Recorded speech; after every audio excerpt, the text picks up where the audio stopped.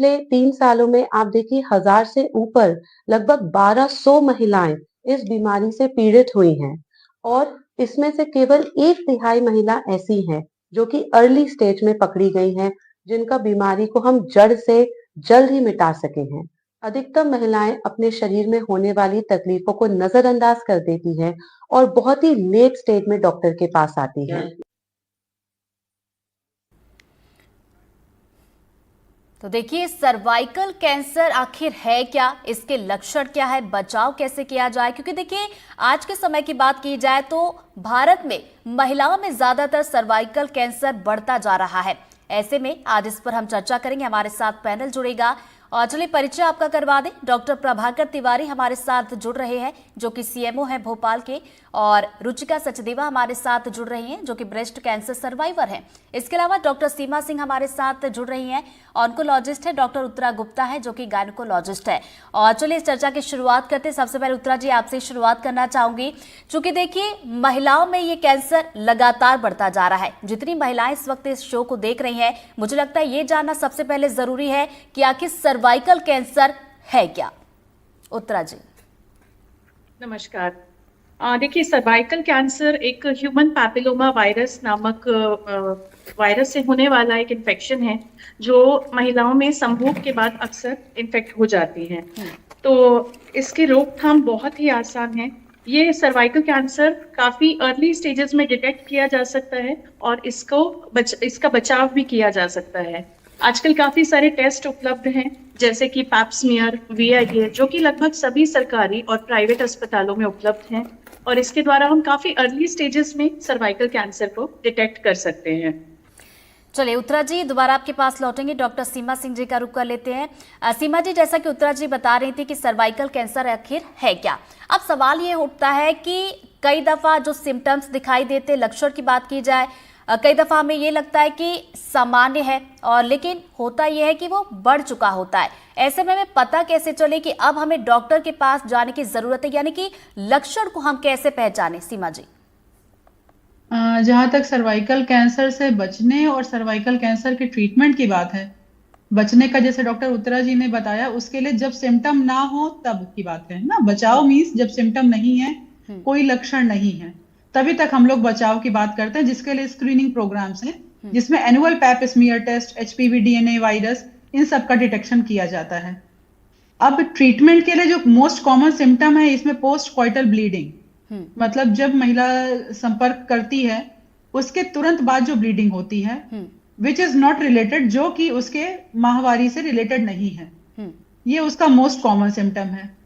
इसके साथ साथ और भी कई सारे सिम्टम होते हैं, जैसे एडवांस स्टेज जब पहुंच जाती है तो पेशेंट को मोशन पास करने में दिक्कत होती है, कॉन्स्टिपेशन हो सकता है, कई बार यूरिन में प्रॉब्लम हो सकती है, क्योंकि जो सर्विक्स का निचला हिस्सा होता है वो आगे से ब्लैडर और पीछे से रेक्टम के पास होता है। तो इन दोनों ऑर्गन्स में जब उसका इन्वॉल्वमेंट होने लगता है एडवांस स्टेजेस में, तो इन दोनों ऑर्गन के इन्वॉल्वमेंट होने से जो लक्षण आते हैं वो भी प्रेजेंट करती है। कई बार यूरिन में इतनी दिक्कत होती है कि यूरिन रुक भी सकता है, या यूरिन में ब्लड आ जाता है, या जो रेक्टम है, रेक्टम और जो सर्विक्स है उसमें आपस में कम्युनिकेशन हो जाता है और सर्विक्स से फीकल मैटर या स्टूल आने लगता है। ये बहुत लेट स्टेजेस में होता है, स्टेज 4 ऑनवर्ड्स। कई बार यूरिन की वो नलियां जिसे हम यूरेटर बोलते हैं उसको ब्लॉक कर देता है, जिससे ऊपर जाके किडनी में सूजन या यूरेटर में सूजन होने लगती है।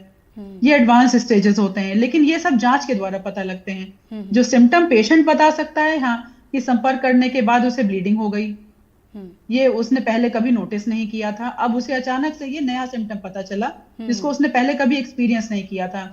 पेट के निचले हिस्से में पेन हो सकता है, उसे कई बार यूरिन जाना पड़ सकता है, और जब जाएगी बहुत थोड़ा सा यूरिन पास होगा, पैरों में सूजन हो सकती है, ये सारे सिम्टम उसे दिखाई दे सकते हैं। तो चलिए सीमा जी, बड़े अच्छे तरीके से आपने बताया कि क्या क्या लक्षण हो सकते हैं जिससे हमें बिल्कुल भी इग्नोर करने की जरूरत नहीं। इस तरह के लक्षण अगर हो तो तुरंत डॉक्टर के पास जाए। रुचिका जी हमारे साथ जुड़ गई। रुचिका जी, देखिए भारत में हम देखते हैं कि जब हम बीमार होते हैं, ज्यादातर आपने भी देखा होगा कि जब शुरुआत में हमें कोई तकलीफ होती है हम उसे इग्नोर कर रहे होते हैं, जब तकलीफ ज्यादा बढ़ जाती है तब हम डॉक्टर के पास जाते हैं। ऐसे में जरूरी ये है कि जब शुरुआत में आपको अगर कोई तकलीफ है, कोई लक्षण लग रहा है, तो तुरंत आप सबसे पहले डॉक्टर के पास जाए, तो ऐसे में आप बच सकते हैं।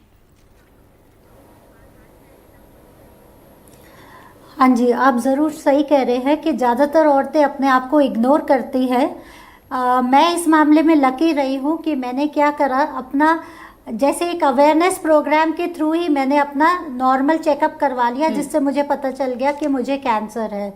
लेकिन most of the women, specially पेट के मामले में, ब्रेस्ट के तो चेकअप करना ही करना है, लेकिन पेट में आज गैस हो गई, आज खाना खा लिया ज़्यादा, आज कम खा लिया, आज भारीपन है, मालिश करवा लेते हैं, तो इस टाइप की चीज़ों में फंस जाती है और अपनी हेल्थ को, सब लेडीज़ जो है बाकी सारी पूरी फैमिली की अपनी हेल्थ देखती है, लेकिन अपनी फैमिली को, अपनी हेल्थ को वो बहुत ज़्यादा इग्नोर करती है, और ये इसमें बीमारी अंदर ही अंदर बढ़ जाती है और उनको पता नहीं चलता है।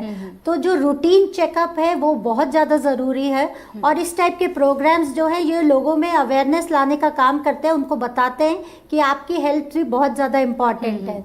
तो आपको अपनी पहले हेल्थ देख पाओगे, तब जाके आप अपनी फैमिली की हेल्थ को देख पाओगे। और इसी तरह से हम लोग भी ये इसीलिए हर प्रोग्राम, हर जहाँ पे भी जाते लेडीज़ को अवेयर करते हैं कि हम लोग तो बच गए हैं, लेकिन आपको आगे के लिए अपनी लाइफ को सुधारना है और अपनी सेहत का ध्यान रखते हुए अपना चेकअप रूटीन में करवाना है। और जो सेक्सुअली एक्टिव लेडीज़ हैं स्पेशली उनको, और बच्चों को तो वैक्सीन लगवाना, ये लड़कियां जो है छोटी, उनको लोग कराना ही चाहिए। चलिए, वैक्सीन के बारे में हमारे साथ और भी डॉक्टर जुड़ी है, उनसे हम जानेंगे, लेकिन फिलहाल हम डॉक्टर प्रभाकर जी का रुख कर लेते हैं। सर देखिए, अस्पताल में अगर बात की जाए तो महिलाएं जब आती हैं तो कौन से स्टेज, क्योंकि देखिए कई बार हम ज़्यादा केसेस यही देखते हैं कि 3rd स्टेज या 4th स्टेज में जब कैंसर पहुंच जाता है तब पता चलता है और उसके बाद महिलाएं आती है, तो क्या लगता है महिलाएं की बात की जाए तो उन्हें और जागरूक करने की ज़रूरत है? देखिए ऋतु जी, ये बहुत ही समसामयिक विषय है, और अगर हम देखें तो जो non communicable diseases as a whole हैं, चाहे हम बात हाइपरटेंशन की करें, चाहे हम बात डायबिटीज़ की करें, और चाहे बात हम कैंसर की करें, इन सब का डायग्नोसिस लगातार आसान होता जा रहा है और इसलिए लगातार लोग डायग्नोस हो रहे हैं। और अगर हम बात फिर से स्पेसिफिकली कैंसर पर आए तो 3 जो कैंसर हैं, specifically oral cancer, breast cancer और सर्वाइकल कैंसर, ये सबसे कॉमन कैंसर है जो यहाँ पर देखे जाते हैं। और अगर हम बात करें महिलाओं की, अपनी बहनों की, माताओं की, तो सबसे ज़्यादा कॉमन कैंसर जो होते हैं वो सर्वाइकल कैंसर और ब्रेस्ट कैंसर होते हैं। और इसमें एक सबसे बड़ा पैराडॉक्स ये है कि इनको बड़ी आसानी से पहचाना जा सकता है, और जैसा अभी पहले डॉक्टर साहब ने बताया कि पोस्ट क्वाइटल ब्लीडिंग जो रहती है उसका सबसे पहला सिम्टम रहता है, और जैसे ही ऐसा होता है आमतौर पर लोग मिसगाइड हो जाते हैं कि शायद ये मेंस्ट्रुअल ब्लीडिंग से रिलेटेड है या मेंस्ट्रुअल इरेगुलरिटी से रिलेटेड है, और इसको अवॉइड कर सकते हैं। सरकार ने एक और नई चीज शुरू की है जिसमें वो universal screening plus opportunistic screening कर रही है।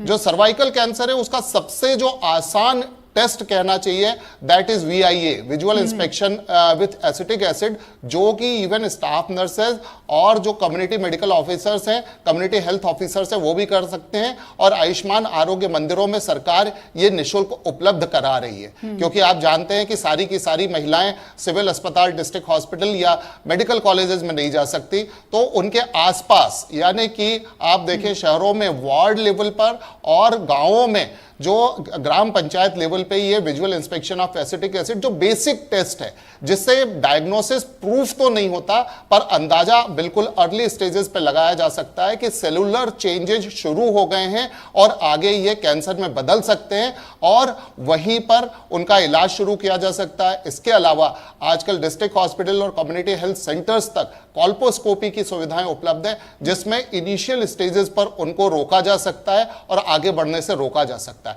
तो निश्चित तौर पर जैसे आपके ये प्रोग्राम है, ये प्रोग्राम लोगों में जागरूकता लाने में मदद करेंगे और लोगों को दोनों चीजों के लिए प्रेरित करेंगे। पहली चीज तो ये है कि अब सर्वाइकल कैंसर के लिए वैक्सीन अवेलेबल है, और वो वैक्सीन जल्दी ही सरकार यूनिवर्सल वैक्सीनेशन प्रोग्राम में शामिल करने वाली है, जैसे कि अभी समाचार मिल रहे हैं कि बहुत ही जल्दी हमारे यूनिवर्सल इम्यूनाइजेशन प्रोग्राम का हिस्सा होगा। दूसरी चीज जो यूनिवर्सल और अपॉर्चुनिस्टिक स्क्रीनिंग ट्रेनिंग है जिसको ग्राम पंचायत लेवल तक और कहीं कहीं गांव में एक सीबैक फॉर्म होता है जो कि आशाएं भरती हैं और जिससे पता लगाती है कि कौन कौन हाई रिस्क में है और उनका जल्दी से जल्दी परीक्षण कर उनको इनिशियल स्टेजेस में, इससे पहले कि जैसे अभी मैडम ने बताया कि जब रेक्टम भी इन्वॉल्व हो जाता है, यूरेटर इन्वॉल्व हो जाता है और उस समय हमारे हाथ में बहुत कुछ करने को नहीं रहता।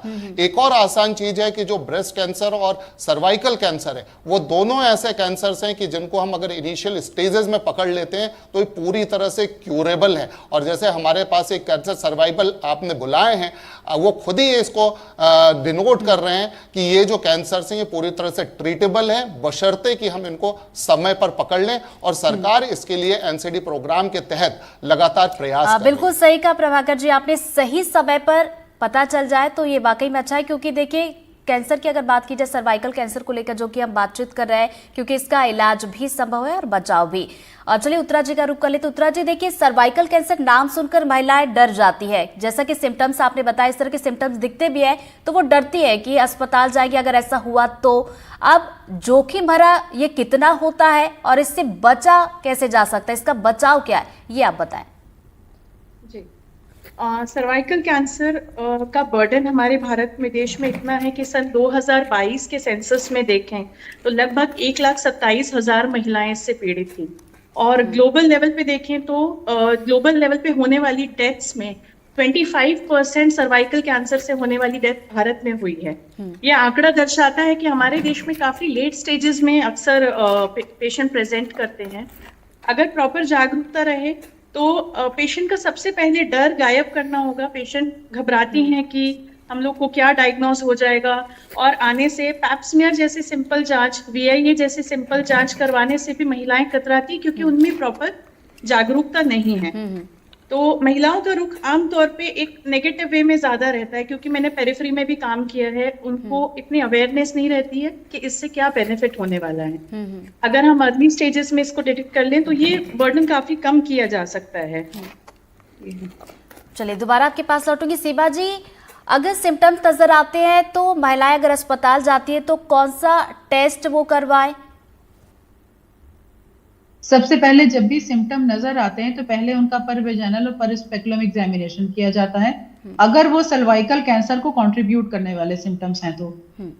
और अगर उसमें कोई ग्रोथ या मास ऐसा दिख रहा होता है तो हम लोग उससे पंच बायोप्सी लेते हैं।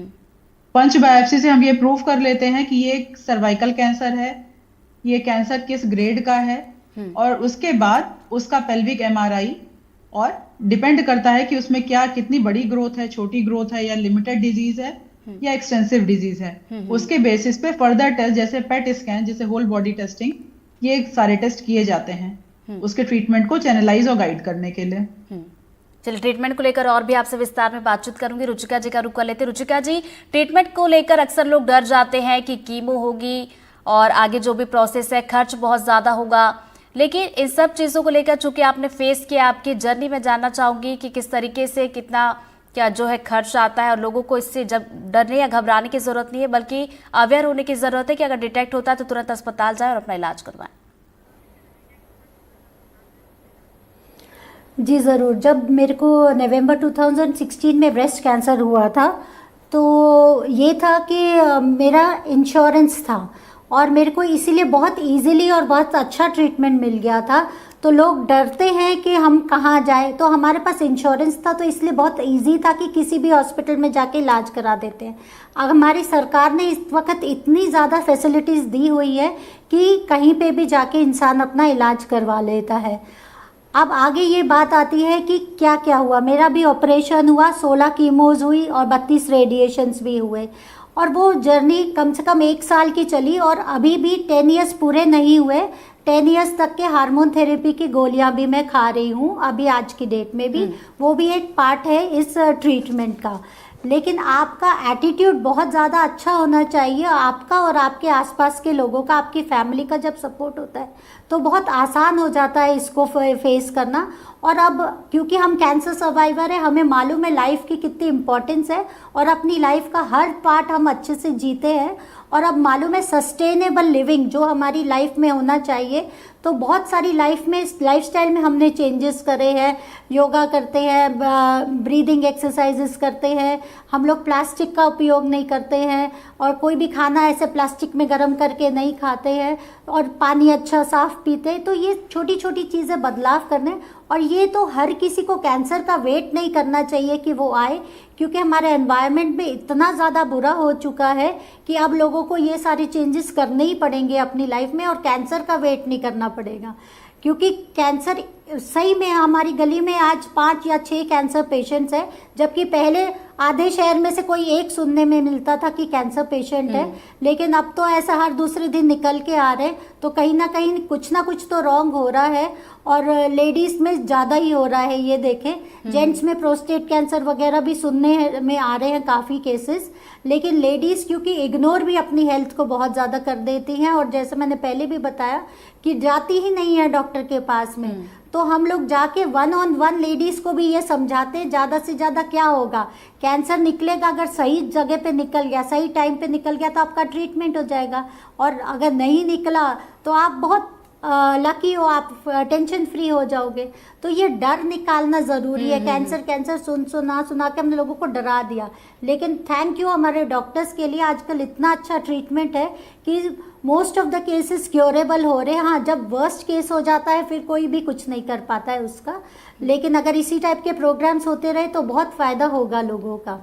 बिल्कुल सही कहा आपने, डर को भगाने की जरूरत है, डरने की जरूरत नहीं है, क्योंकि इलाज संभव है। प्रभाकर जी हमारे साथ जुड़े हुए हैं। प्रभाकर जी, अस्पताल की अगर बात की जाए, जो सामान्य अस्पताल होते हैं और एक खास तौर पर कैंसर पेशेंट के लिए अस्पताल होते हैं, क्या कुछ इंतजाम किए जाते हैं जो कैंसर पेशेंट पहुंचते हैं उनके इलाज के लिए?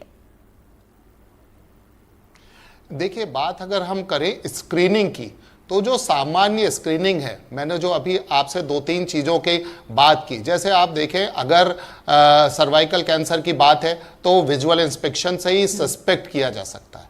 अगर ब्रेस्ट कैंसर की बात है उसको भी विजुअल इंस्पेक्शन और सेल्फ एग्जामिनेशन से, पैल्पेशन से सस्पेक्ट किया जा सकता है। अगर हम बात ओरल कैंसर की करें, just viewing the patient suspect कर सकते हैं। जो हमें कैंसर हॉस्पिटल्स की ज़रूरत पड़ती है वो हमें पड़ती है एडवांस ट्रीटमेंट के लिए और ट्रीटमेंट प्लानिंग के लिए, जैसे कि बात हम केमोथेरेपी की करें या रेडियोथेरेपी की करें। तो हर एक व्यक्ति को सीधे अगर सस्पेक्टेड है तो बड़े अस्पताल कैंसर हॉस्पिटल में जाने की बिल्कुल ज़रूरत नहीं है। मैंने आपको कहा कि जैसे ब्रेस्ट कैंसर है, सेल्फ एग्जामिनेशन अगर महिलाएं, हमारी बहनें, माताएं करती रहेंगी, उसी से उनको जैसे ही शंका होती है, सबसे पहली चीज़ है हाई इंडेक्स ऑफ सस्पिशन। जब तक हाई इंडेक्स ऑफ सस्पिशन नहीं आएगा तब तक हम इस पे आगे नहीं जा पाएंगे। तो सबसे इंपॉर्टेंट चीज है ना केवल स्वयं नागरिकों को, बल्कि हमारे जो स्टाफ नर्सेज और पैरामेडिकल स्टाफ है, जो हमारी पेरीफेरी के डॉक्टर हैं, उनको हाई इंडेक्स ऑफ सस्पिशन रखना पड़ेगा। अगर कोई महिला आती है और ये बोलती है कि मुझे अनयूजुअल ब्लीडिंग होती है, कई बार ऐसा होता है कि महिलाएं आती हैं ग्रामीण क्षेत्रों में, कई बार वो ये कह देती हैं कि हमारा महीना तो जल्दी जाता है, हमारे परिवार में तो ये रहा है कि महीना जल्दी जाता है, या हमारे परिवार में ये रहा है कि कई बार जो है मेनोरेजिया या ज़्यादा ब्लीडिंग की शिकायतें रहती हैं और उसको ओवरलुक करते हैं। तो आम तौर पर अब वो जमाना गया, अब हमारे पास सारी की सारी चीजें इजीली अवेलेबल हैं। अगर मेंस्ट्रुअल साइकिल में थोड़ा भी चेंज होता है तो निश्चित तौर पर यह सस्पेक्ट करना चाहिए कि कहीं ये कोई बिनाइन या मैलिग्नेंट गठान तो नहीं है। बहुत अच्छा है अगर वो बिनाइन निकलती है, अगर मैलिग्नेंट निकलती है तो भी उसका ट्रीटमेंट संभव है। और इसके साथ साथ जो ट्रेडिशनली हम ये मान के चलते थे कि जो सर्वाइकल कैंसर से आमतौर पर मल्टीपैरिटी जो होती है, जिनमें बहुत ज़्यादा बच्चे होते हैं, उनमें ज़्यादा होता है, और जबकि यूट्राइन कैंसर और ब्रेस्ट कैंसर नलीपैरा या जो जिनके कम बच्चे होते हैं उनको ज़्यादा होता है। अब ये जो बार है वो भी धीरे धीरे खत्म होता जा रहा है। आपने देखा होगा कि कई बार जो मल्टीपैरा हैं उनमें भी ब्रेस्ट कैंसर और यूट्राइन कैंसर देखने को मिलता है। इसके विपरीत जहां पर नली पैरा हैं उनमें भी सर्वाइकल कैंसर के केसेस देखने को मिलते हैं। तो ये जो पुराना था ये लगभग अब मिथ दूर होता चला जा रहा है। और सबसे अच्छी बात यही है कि हम खुद अपने स्वास्थ्य के प्रति जागरूक रहें। जैसे ही हमें कोई अनयूजुअल सिम्टम दिखाई देता है, वो किसी तरह का अनयूजुअल सिम्टम हो, तो उसको छिपाएं नहीं, उसके प्रति मन में यह भाव पाल के नहीं रखें कि कहीं दिखाने जाएंगे कुछ निकल ना आए। अगर जल्दी कुछ निकल जाता है तो निश्चित तौर पर यह क्यूरेबल है। और अगर हम उसको छिपा कर रखेंगे, दबा कर रखेंगे, किसी डॉक्टर से डिस्कस नहीं करेंगे, तो ये बड़े रूप में सामने आएगा और उसका ट्रीटमेंट मुश्किल हो सकता है। और कई बार हमने देखा है कि कई बार दुखद होता है जब हम लोग बचा नहीं पाते। तो हमें यह अपना खुद सेल्फ एग्जामिनेशन करना चाहिए। और जैसे ही हाई इंडेक्स ऑफ सस्पिशन, जैसे ही ऐसा लगता है कि कुछ अनयूजुअल हमारे शरीर में हो रहा है, वो किसी भी तरह का हो, जैसे कि सर्वाइकल कैंसर की हमने बात की कि ब्लीडिंग ज्यादा अनयूजुअल ब्लीडिंग हो रही है, या हम ब्रेस्ट कैंसर की बात करते हैं कि उसमें कोई गठान दिखाई दे रही है, या उसमें कई बार ऐसा होता है कि जैसे संतरे या मौसम्बी के छिलके में पकिंग होती है, उस तरह का दिखाई देता है। तो हम ये ना सोचें कि ये नॉर्मल हो सकता है, बल्कि हम हमेशा ये सोचें कहीं ये एबनॉर्मल टू नहीं। और जब हमारे मन में ये आ जाएगा कहीं ये एबनॉर्मल तो नहीं, हम तुरंत अपने डॉक्टर के पास जाएंगे। और जैसे हमारे पैनल ही को आप देख रहे हैं कि चाहे वो गायनेकोलॉजिस्ट हो, चाहे वो ऑन्को सर्जन या ऑन्कोलॉजिस्ट हो, या इवन जनरल फिजिशियंस हो, वो सब की सब आपकी हेल्प करने के लिए हमेशा तैयार है। बिल्कुल, बड़ी अच्छी बातें कही सर आपने कि अगर कुछ भी अनयूजुअल लगता है तो सबसे पहले डॉक्टर के पास जाए। रुचिका जी भी इस चीज़ का जिक्र कर रही थी कि घबराना नहीं है कि जाएंगे तो क्या हो जाएगा। उत्तरा जी, ट्रीटमेंट के बारे में आपसे जानना चाहूंगी कि सर्वाइकल कैंसर अगर किसी महिला को होता है, अस्पताल वो जाती है, डिटेक्ट होता है, तो उसका ट्रीटमेंट किस तरीके से किया जाता है, शुरुआत उसकी कैसे होती है? जी, सर्वाइकल कैंसर की जो बहुत इनिशियल स्टेजेस हैं उसमें हम कंजर्वेटिव मैनेजमेंट प्लान कर सकते हैं, जिसमें सर्जरीज में बहुत मिनिमल इन्वेजिव सर्जरी, जिसमें केवल कुछ हिस्सा ही गर्भाशय के मुंह का हटाया जाता है, और इसके द्वारा अपना गर्भाशय को प्रिवेंट करते हुए हम ट्रीटमेंट के साथ आगे बढ़ सकते हैं। लेकिन अगर कुछ एडवांस स्टेजेस हैं तो सर्जरी ही उसका विकल्प होता है। कैंसर बहुत एडवांस अगर होता है कि आगे मल और मूत्र के द्वार को भी उसने इन्वॉल्व कर लिया है, तब बहुत बार सर्जरी पॉसिबल नहीं हो पाती है। तब हमारे पास केवल पैलिएटिव ट्रीटमेंट यानी कि कीमो और रेडियो का ही सहारा रहता है, जिसके द्वारा हम केवल उसका जो एक लाइफस्टाइल है, केवल उसको सुचारू रूप से वो अपना लाइफ जितना हो सके जीवन वो चला सके। लेकिन अगर स्टेज 2, स्टेज 3 तक भी, अर्ली स्टेज ऑफ स्टेज 3 तक भी डिटेक्ट होता है, तो हम सर्जरी के द्वारा और उसके बाद कीमो और रेडियो के द्वारा उसको प्रॉपरली ट्रीट कर सकते हैं। Most of the time surgery सबसे पहला ऑप्शन होता है जो हम इसमें चूज करते हैं। एंड आजकल अच्छी चीज ये है कि सभी लगभग सरकारी जो भी कैंसर हॉस्पिटल्स हैं उनमें बहुत एडवांस्ड ट्रीटमेंट्स अवेलेबल हैं, और लगभग सभी लोग, चाहे आप फाइनेंशियली अगर इक्विप्ड नहीं भी हैं, तो आप बहुत अच्छे से उन सभी सुविधाओं का लाभ उठा सकते हैं। इनफैक्ट एडवांस्ड कीमो, रेडियो लगभग सभी अच्छे अस्पतालों में उपलब्ध हैं सरकारी।